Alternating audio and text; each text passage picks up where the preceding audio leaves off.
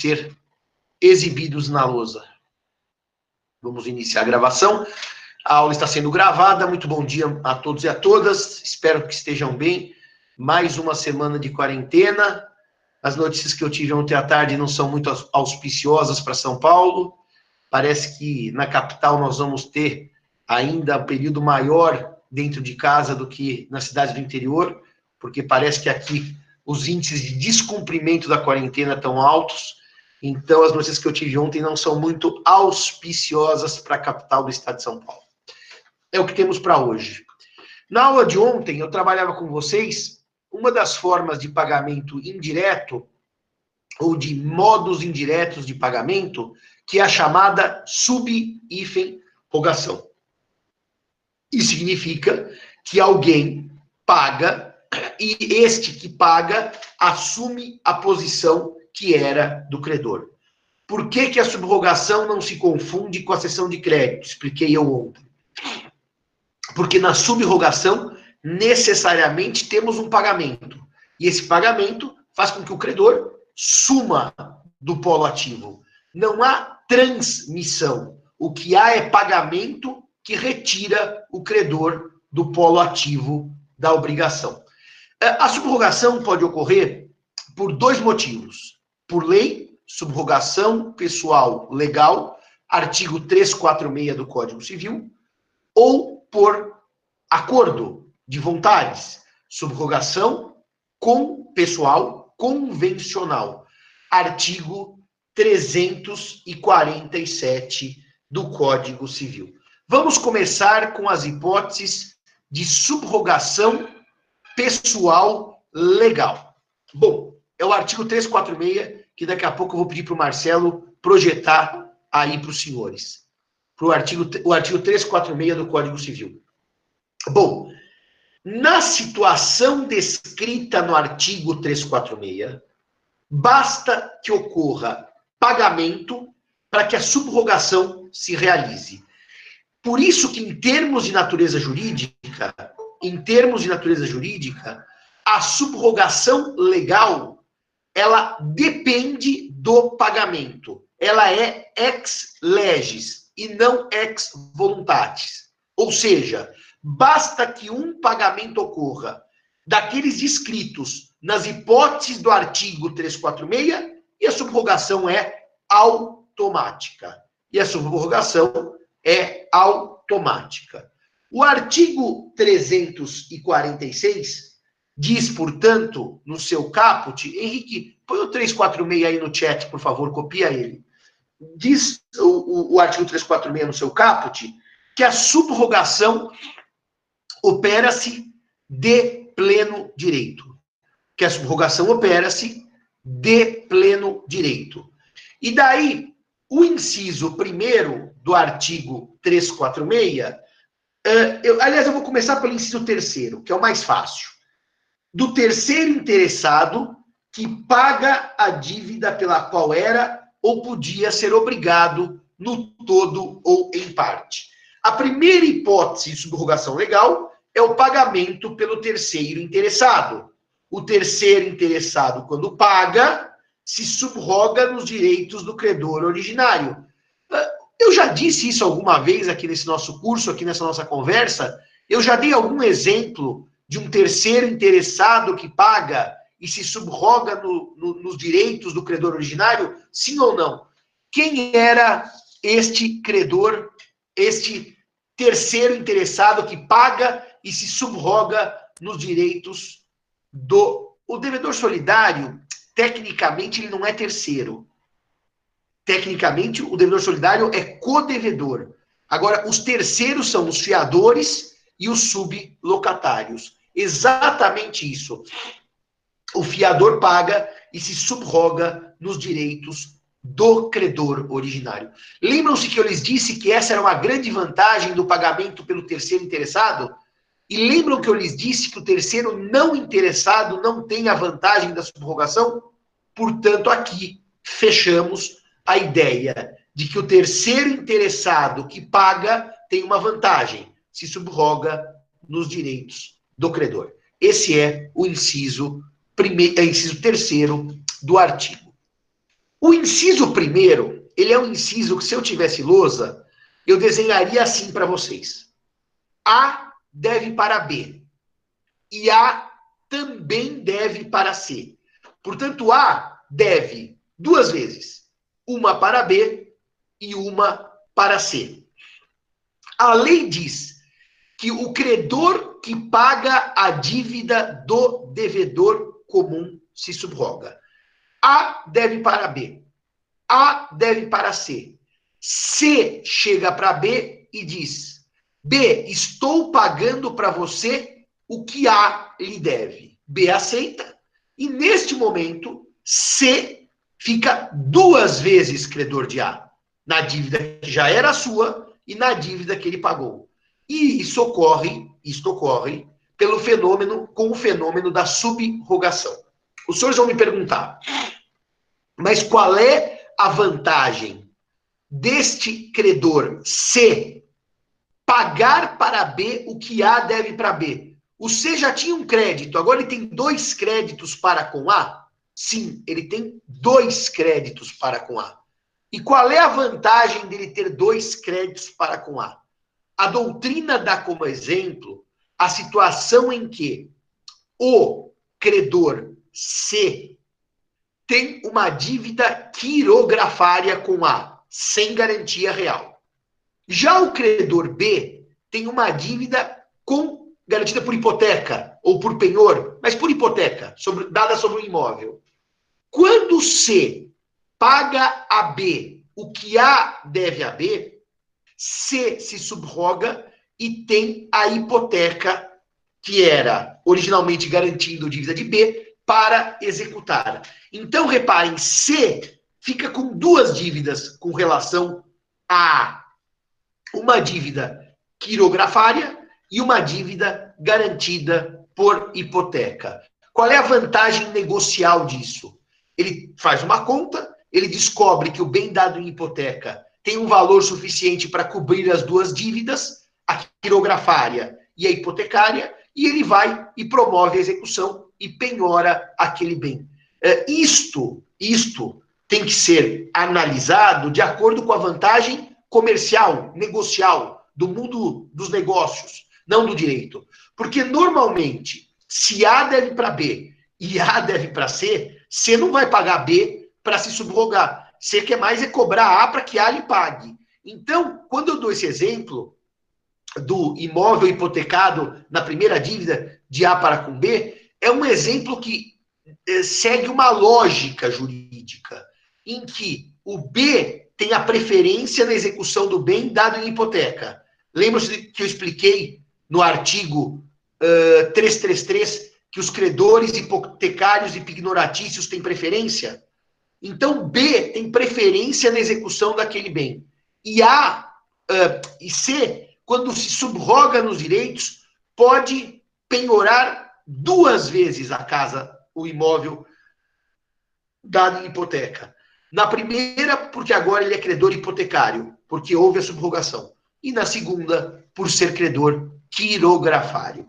É uma disposição que eu nunca vi na prática,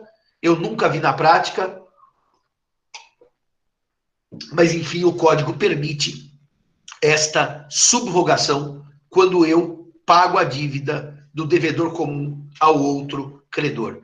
Alguma dúvida sobre o inciso primeiro? Marcelo, projeta, por gentileza, o artigo inteiro. Alguma dúvida sobre o inciso primeiro e sobre o inciso terceiro, que eu já trabalhei com os senhores? Bom, o inciso segundo traz uma hipótese bastante interessante. Marcelo, faz um favor para mim. Leia para eles, por favor, o inciso segundo do artigo 346. Bom dia. Artigo 346, inciso segundo. Do adquirente do imóvel hipotecado, que paga credor hipotecário, bem como do terceiro que efetiva o pagamento para não ser privado de direito sobre o imóvel. Bom, meus amigos, eu compro uma casa da Bruna. A Bruna é devedora do Banco Itaú e existe sobre esta casa uma hipoteca. Até aí, Posso comprar imóvel hipotecado? Posso, porque o imóvel hipotecado continua pertencendo ao devedor e não ao banco credor. Aliás, nós até já vimos em aulas anteriores que é nula a cláusula contratual que proíba a venda do imóvel hipotecado. Artigo 1475 do Código Civil. Bom, nesse momento que eu comprei a casa da Bruna, sobre a qual recai uma hipoteca, eu tenho interesse jurídico em quitar esta hipoteca. E no momento em que eu quito essa hipoteca, porque eu comprei a casa, eu, Simão, me subrogo nos direitos do banco. Ou seja, eu posso cobrar da Bruna o que Bruna devia ao banco. Evidentemente, vocês vão perguntar, mas Simão, se você comprou imóvel hipotecado, a hipoteca não faz sentido mais. Claro que não faz mais sentido, porque a hora que eu compro imóvel hipotecado e pago ao banco, a garantia hipotecária está extinta, porque afinal eu comprei a casa e paguei ao banco. Só que eu recebo o direito de cobrar da Bruna o que ela devia ao Banco Itaú. É verdade que essa garantia acabou.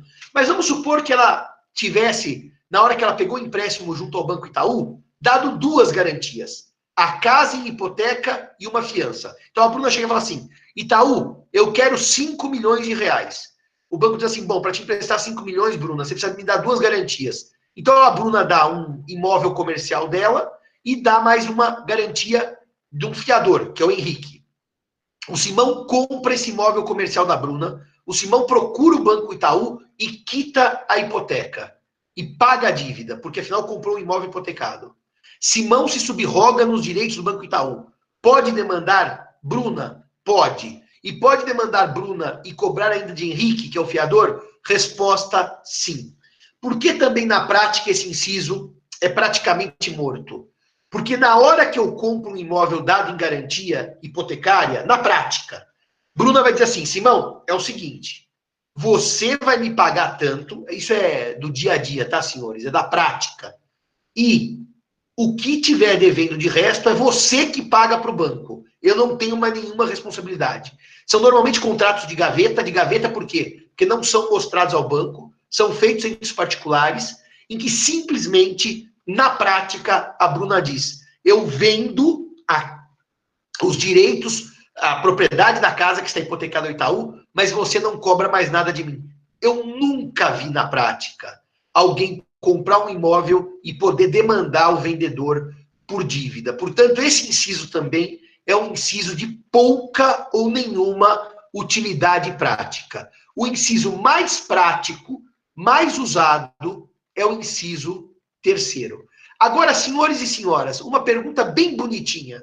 Marcelo, por gentileza, projeta de novo o 346 e para a gente ler de novo o inciso segundo, porque eu queria perguntar aos alunos se eu já disse alguma vez nesse curso que existe uma palavrinha que designa o instituto que está descrito no inciso segundo, em que eu pago para extinguir uma garantia. Eu pago para extinguir uma garantia. Alguém se lembra de uma aula em que eu expliquei a diferença de remissão e de remissão? Uma com 2 S's e uma com C cedilha? Os senhores se lembram disso? Vamos esperar alguém se manifestar, porque vocês estão quietos, estão com sono, tristes, que amanhã é feriado, e mais um feriado em casa, né? Os senhores se lembram? A Nicole diz que se lembra, o Pedro diz que se lembra. Então, qual é a remissão de que trata esse artigo aqui? Isso aqui não é perdão de dívida. Eu paguei para extinguir a hipoteca. Essa remissão, em que eu pago para extinguir a hipoteca, é uma remissão que se grafa com 2 S's ou com C cedilha? Remir, o verbo é remir. E aí, Gabriel? C cedilha. Guilherme pôs C cedilha. Gabriel pôs C cedilha. Então, redigam aí no chat. Remissão com C cedilha. Exatamente isso. É uma hipótese de remissão da hipoteca. A hipoteca foi remida, foi paga, tá certo? O artigo 346, inciso 2º, traz uma hipótese de remissão. Perfeito, muito bem. Só são essas as 3 hipóteses de remissão ex lege. automática, 346 do Código Civil. Agora, o artigo 347 admite que a subrogação, eu falei são hipóteses de remissão, se eu falei de remissão, eu falei errado. São essas 3 hipóteses de subrogação legal do 346. Agora, o artigo 347 admite 2 hipóteses de subrogação convencional. Ou seja, elas nascem de um negócio jurídico, essas 2 hipóteses nascem de um negócio jurídico bilateral. E, portanto, a subrogação, vírgula, por lei não ocorreria, fecha a vírgula, mas ocorre por meio do acordo de vontades. Bruna, você está aqui na sala de aula ou você hoje resolveu cabular a aula, hein, Bruna? Está quietinha, não está se manifestando? Acho que a Bruna hoje resolveu cabular a aula, hein? Estou aqui, professor. Tá aí, Bruna? Acordada, firme e forte? Estou acordada. Tá bom. Quando acabar essa aula, vou discutir com o Ibradim na comissão de shopping center, Bruna, aquele último artigo de locação, que, aliás, ontem foi citado numa sentença do devedor que queria não pagar aluguel residencial, numa liminar, aliás, negando uma liminar. Bom, vamos seguir a nossa conversa. 2 hipóteses de subrogação convencional.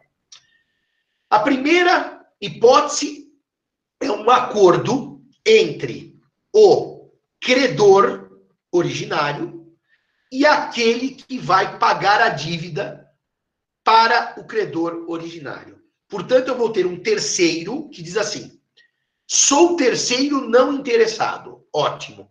Eu não teria subrogação legal. Ótimo. Mas eu quero pagar a dívida de Simão. Então, a Bruna procura o Marcelo e diz assim: Marcelo, eu vou pagar a dívida que o Simão lhe deve. Só que você vai me conceder a subrogação. A subrogação nasce de um acordo de vontades, e por isso que ela é chamada de voluntária, entre o terceiro e o credor. É isso que diz o inciso 1º do artigo 347 do Código Civil, que o Marcelo fará, por gentileza, a leitura. Artigo 347. A subrogação é convencional. Inciso 1º. Quando o credor recebe o pagamento de terceiro e expressamente lhe transfere todos os seus direitos. Portanto, nasce de um negócio jurídico bilateral. Agora, o inciso 2º, você pode até deixar já aí, Marcelo, para os alunos lerem, é um inciso que parte de uma outra premissa. Simão deve para Marcelo. Simão chega e diz assim: Bruna, você faz para mim o seguinte negócio: pague ao Marcelo o que eu devo. E Bruna responde: qual é a vantagem se eu sou uma terceira não interessada? Eu, devedor, combino com o terceiro a subrogação. E digo: não, Bruna, você paga, mas eu lhe concedo a subrogação. É um acordo entre o terceiro e o devedor. Marcelo, por gentileza, leia o inciso 2º. Inciso 2º. Quando terceira pessoa empresta ao devedor a quantia precisa para solver a dívida, sob a condição expressa de ficar o mutuante subrogado nos direitos do credor satisfeito. Reparem que aqui o termo condição, não é a condição da parte geral, suspensiva ou resolutiva. Não é a condição que subordina os efeitos do negócio jurídico a um evento futuro e incerto.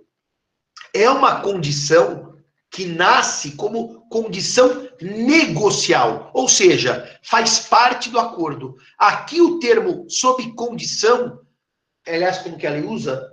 Sob a condição, é exatamente por acordo de vontades que nasce a subrogação. Aqui é condição no sentido de condição negocial, e não de condição como elemento de eficácia ou de ineficácia de um negócio jurídico. É o termo condição popular, não o termo condição em sentido jurídico.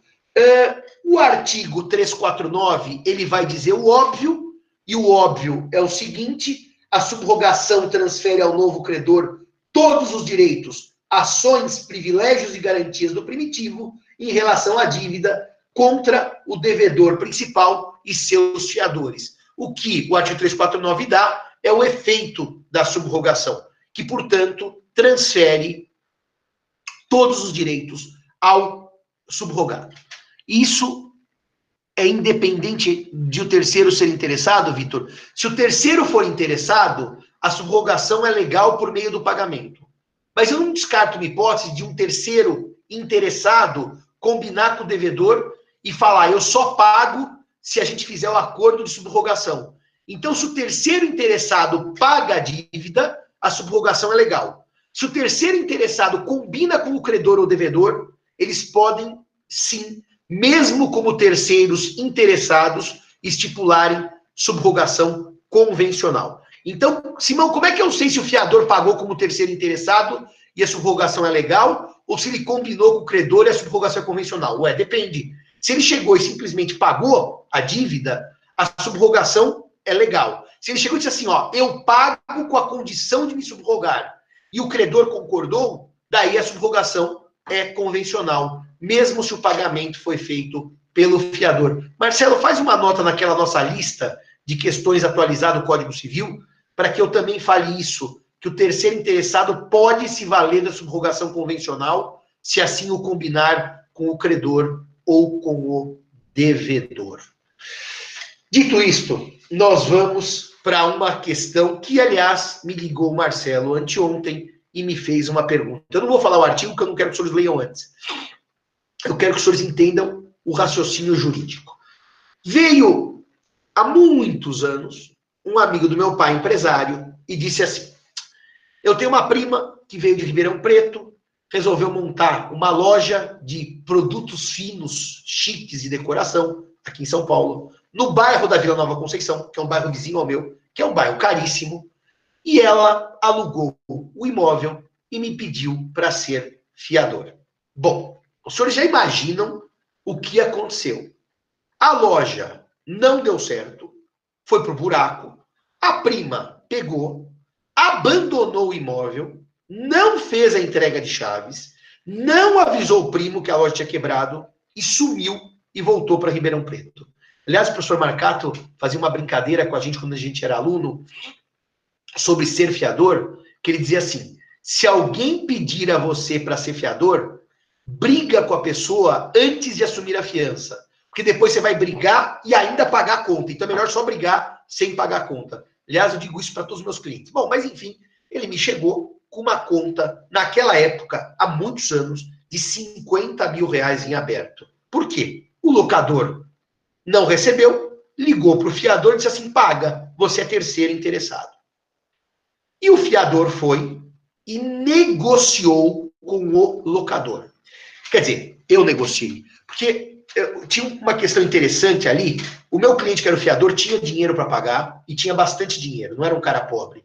Só que tinha uma questão. O locador ia ter que entrar com uma ação, mover o judiciário, ia ter uma demora nessa ação, penhorar bens do meu cliente, ou seja, ia dar trabalho para ele receber. Meu cliente não tinha dinheiro, ele tinha imóveis, avaliar os imóveis, pôr isso em leilão. Então, para o locador havia um problema, a demora do processo. O locador era uma pessoa idosa.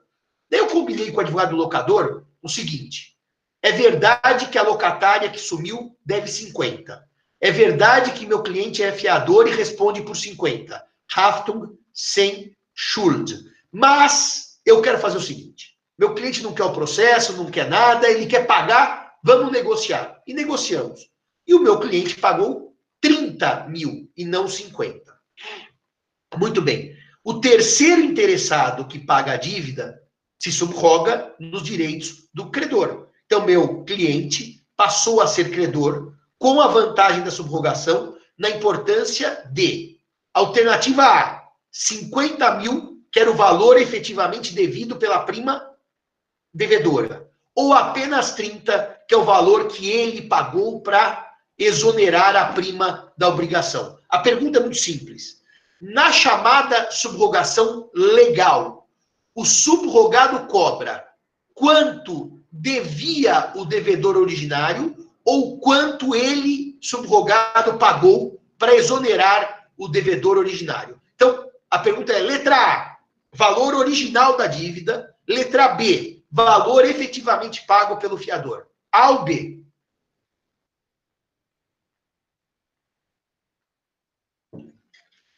Só o Guilherme respondeu A. Ninguém vai responder nada. O fiador de uma dívida de 50 paga 30 para exonerar o fiador, para exonerar o devedor. Paga 30. Quanto ele cobra? Os 50 originalmente devidos ou os 30 que ele pagou? Nós temos a maioria respondendo B.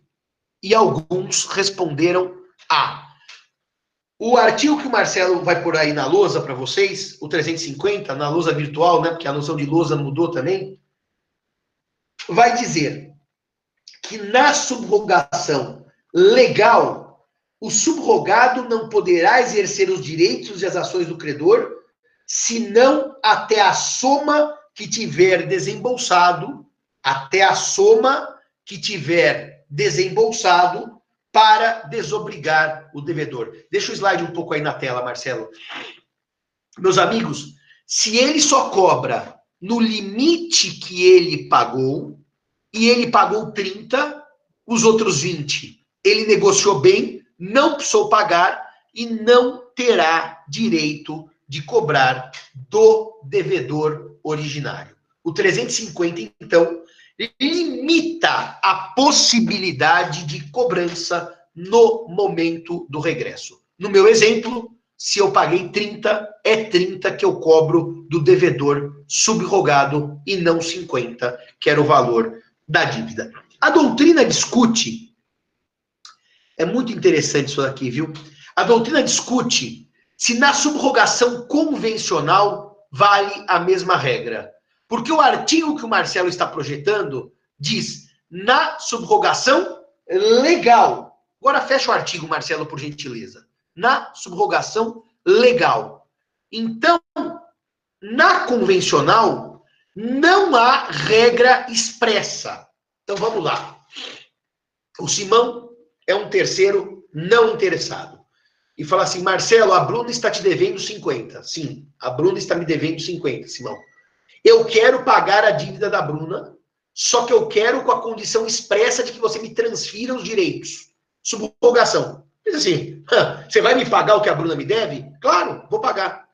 Então, eu concordo, para mim tanto faz recebendo o que a Bruna me deve. Mas tem um detalhe, Marcelo. Você, para cobrar da Bruna, vai ser difícil. Porque a Bruna é uma jovem advogada, trabalha num escritório de porte pequeno, mal remunerada, é praticamente uma indigente em termos de propriedade.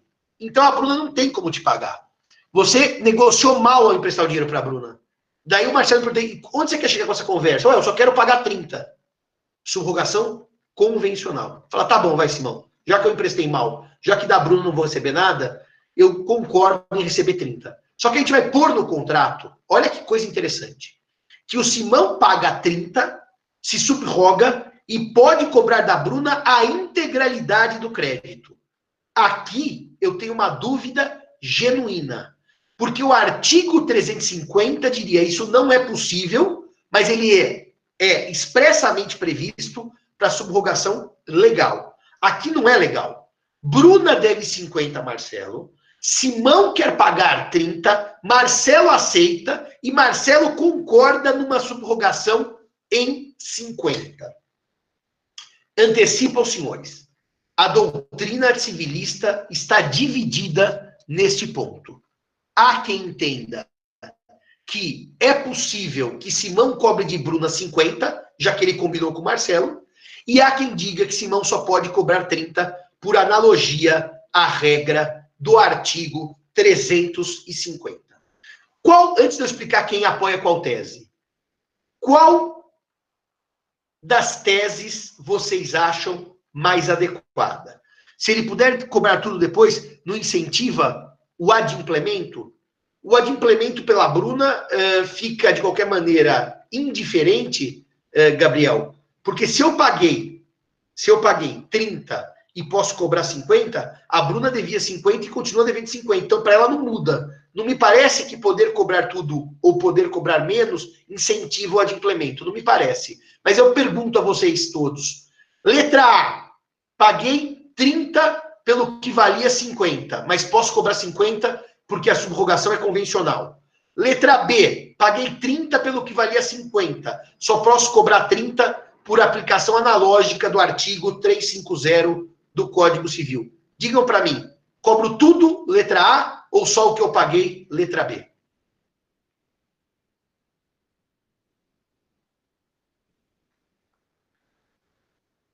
Oh, os senhores estão todos com a letra A. Os senhores já nasceram no tempo da lei da liberdade econômica. Os senhores já nasceram no tempo do princípio pacta sunt servanda. É engraçado que os senhores todos puseram A. Eu vou contar uma coisa pessoal aqui para vocês. Os autores clássicos do direito civil do século XX, Silvio Rodrigues, Washington de Barros Monteiro, Caio Mário da Silva Pereira, todos diziam A. Como eu combinei pagar 50, eu paguei 30, mas eu combinei a subrogação em 50, que eu posso cobrar 50. Os clássicos diziam isso. Mas, porém, contudo, entretanto, todavia, alguns autores mais modernos veem nessa conduta uma conduta de enriquecimento ilícito, de enriquecimento indevido.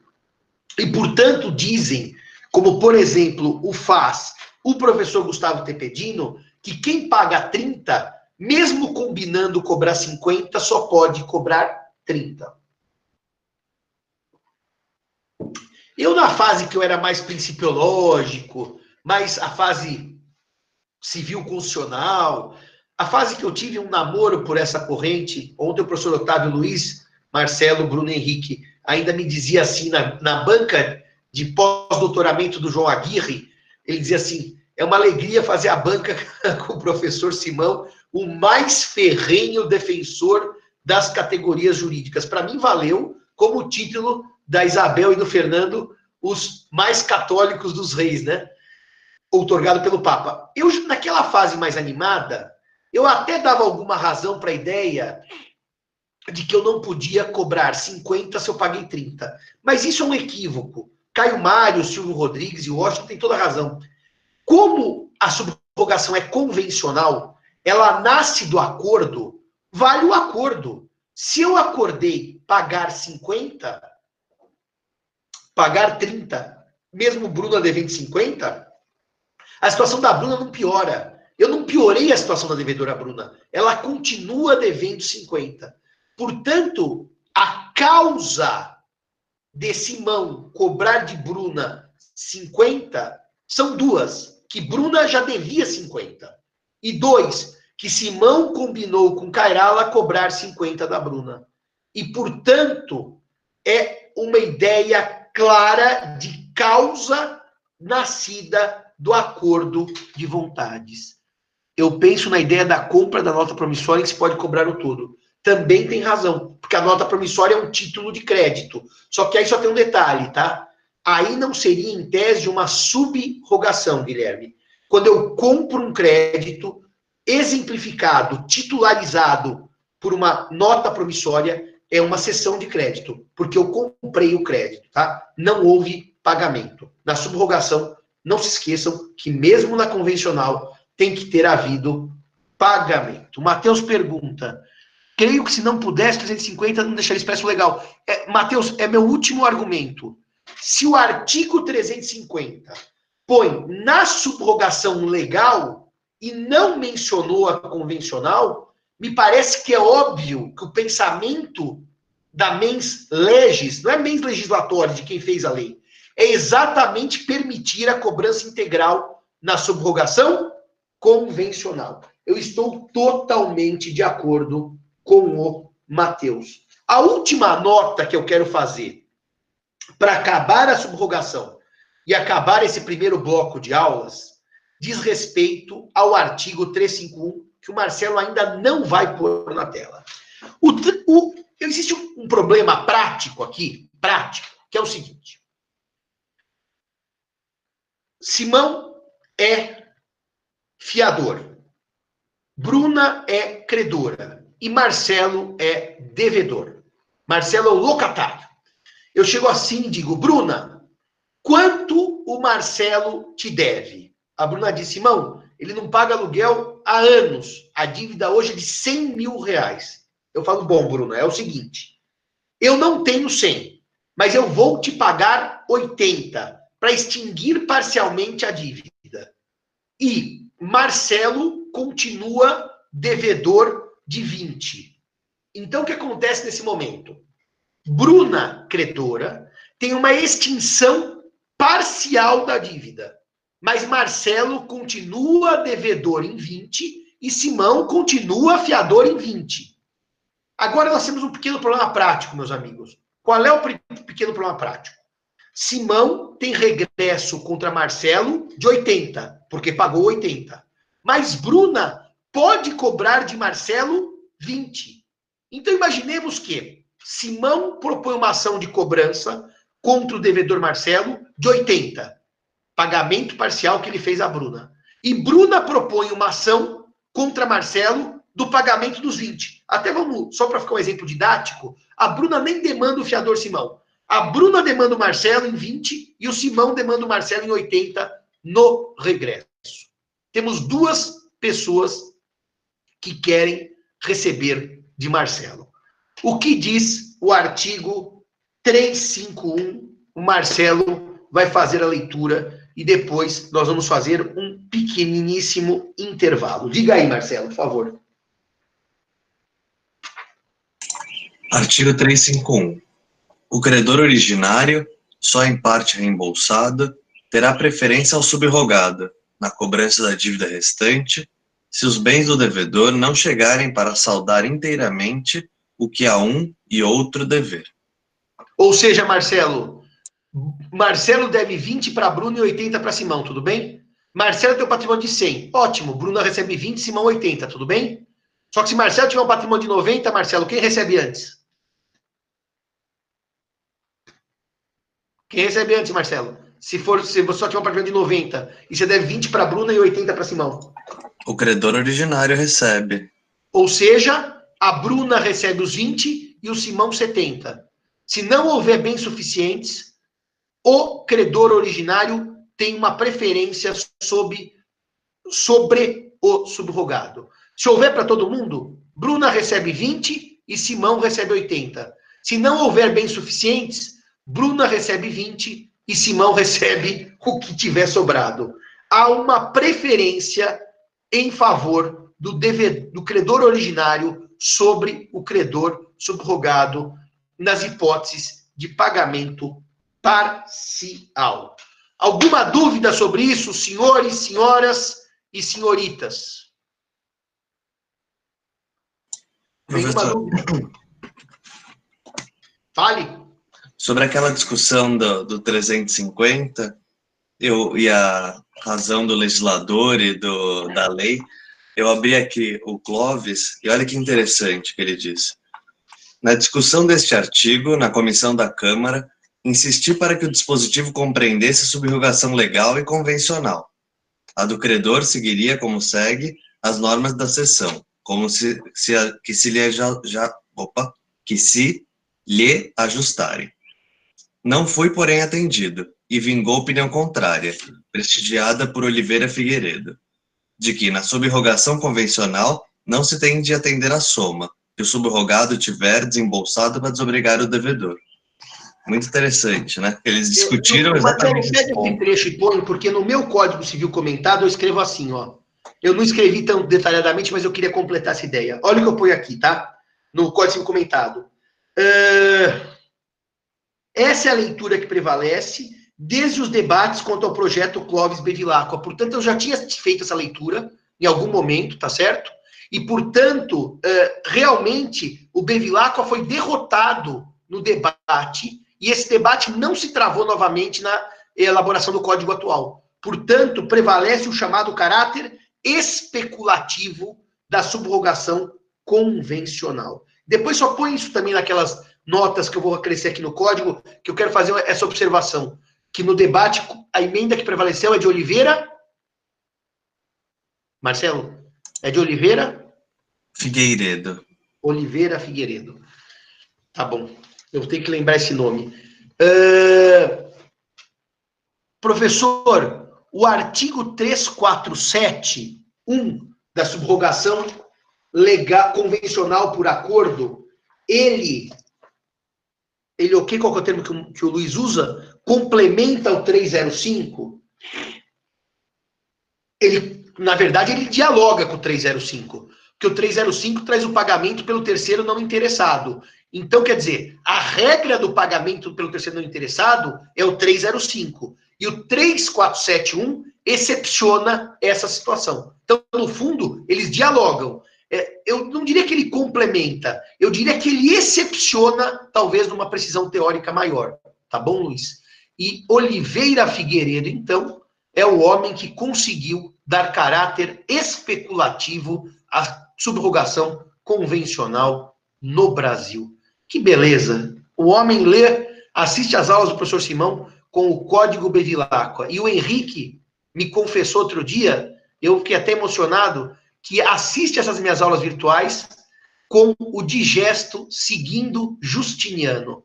É um homem do século V depois de Cristo. E o parente dele, Oliveira Figueiredo, mudou o direito civil brasileiro. Como diriam os ingleses, it's high time to coffee. É hora do café.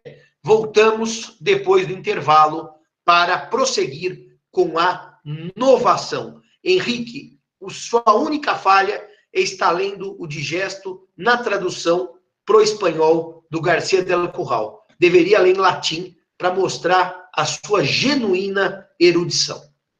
Beijo a todos, até daqui a pouco, se Deus quiser.